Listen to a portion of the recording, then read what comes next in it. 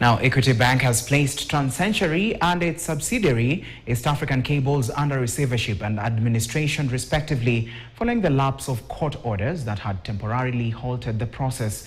Now, the move reinstates Muniu Thoithi and George Weru of PricewaterhouseCoopers Limited as joint receivers and managers for Transcentury and joint administrators for East African Cables. Now, for Transcentury, this receivership means all powers of management have shifted from the company's directors to receivers who now oversee all operations, assets, and legal affairs.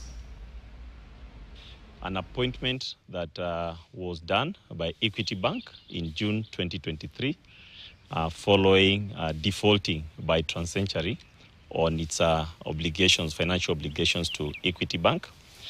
Subsequent to that, there was a request by the company through a court process for more time to organize finances to repay their debt obligation to Equity Bank. And the last order and last extension that was granted to Transcentury lapsed yesterday.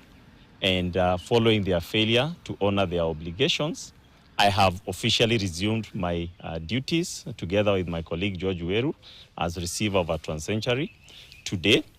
Unfortunately, upon reporting here this morning to conduct my duties, I found that the offices are deserted. The guard that is here has indicated that since yesterday, no officer has reported to work, and he is under instructions not to allow anyone in.